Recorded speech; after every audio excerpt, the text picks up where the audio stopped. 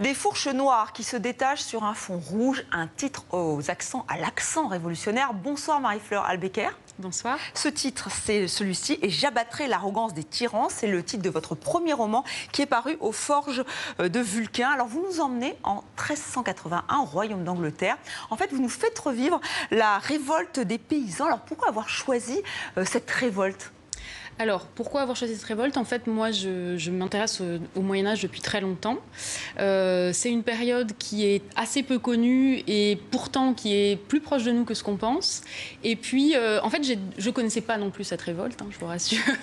Et je l'ai découvert en préparant un cours pour mes élèves, un cours d'histoire.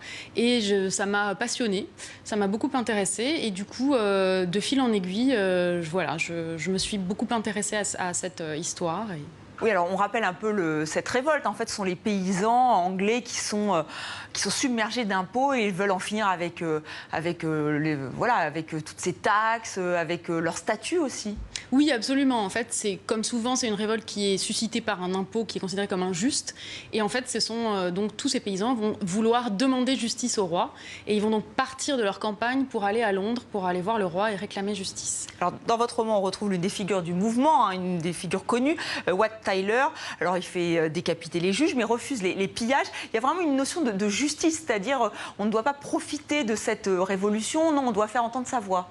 Oui, absolument. Et ça, c'était quelque chose que qui me tenait à cœur, c'était de parler du fait que finalement, les révoltes pour la justice, c'est quelque chose d'ancien et c'est quelque chose de récurrent.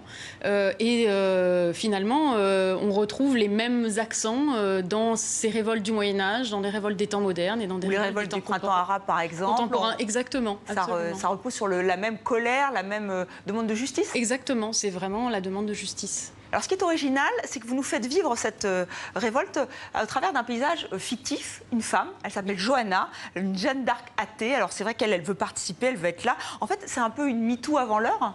Oui, exactement. En fait, elle a un peu une vie plan-plan et elle s'ennuie un petit peu dans son village. Et puis, il se passe cette révolte et elle va quelque part prendre la balle au bond et rejoindre son mari, pousser même son mari à participer à la révolte. Et en fait, elle va un peu fuir cette existence de femme pour se lancer dans quelque chose, pour aller vers quelque chose, vers du positif. Enfin, bon, jusqu'à ce que l'histoire la révolte, voilà, elle finisse par être rattrapée. Oui, les révoltes. Mais voilà, et donc elle va à la fois rejoindre cette demande de justice et aussi se poser la question de finalement son statut de femme au sein de ce groupe d'hommes, parce que quand même, les paysans qui se révoltent sont en majorité des hommes. Oui, elle est qualifiée souvent d'emmerdeuse, pour vous citer. Voilà. Et encore, parfois, c'est assez sympathique de la part des hommes qui l'entourent. Alors, ce qui est aussi frappant, c'est que vous jouez sur cette époque donc médiévale avec un langage très actuel. Alors, par exemple, vous parlez de l'acné du neveu de Johanna ou Richard II, donc le roi d'Angleterre, a des allures de Brad Pitt jeune. Pourquoi ce choix, en fait? Alors, on peut parler d'une certaine manière d'anachronisme. Après, pour moi, c'est vraiment pour montrer que le Moyen-Âge, c'est très actuel, en fait, et que finalement, c'est pas parce qu'on parle de roi qu'on peut pas utiliser un langage de tous les jours. Donc, c'est à la fois pour créer un décalage, mais aussi pour rapprocher de nous cette période finalement qu'on ne connaît pas très bien. Et ça fonctionne plutôt pas mal. Et alors vous vous rappelez aussi qu'anglais, français, alors finalement quand on est paysan, on est tous dans la même mouise, si j'ose dire. Mais c'est vrai qu'en fait finalement il y a des liens très forts. Ah oui. Les rois parlent français. Ah oui, absolument. Les Plantagenets, en fait, jusqu'au roi suivant le roi du roman, sont des rois français dont la langue maternelle est le français, qui grandissent en France et d'ailleurs c'est pendant la guerre de 100 ans, donc ils combattent pour récupérer la couronne de France parce qu'ils estiment qu'ils sont français. Et les paysans, eux, finalement, ils ont des intérêts qui ne sont pas ceux du roi. Donc il y a aussi cette question, effectivement, de la justice pour qui, à quelle échelle. Et ça se terminera mal. On connaît la fin de l'histoire, mais effectivement, c'est une révolution qui se termine dans le sang. Oui, qui se termine dans le sang, aussi parce que c'est une révolte qui n'avait pas vraiment de programme politique très fort, et puis aussi parce que c'est souvent ce qui se passe, malheureusement, ou heureusement, je ne sais pas, mais avec les révoltes comme celle-là, effectivement, elle va finir par un échec.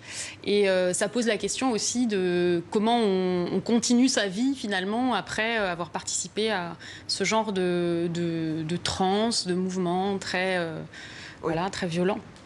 Merci Marie-Fleur Albecker d'être venue sur le plateau 64 minutes. Je rappelle le titre de votre roman, premier roman, et J'abattrai l'arrogance des tyrans, donc paru aux éditions aux Forges de Vulcain.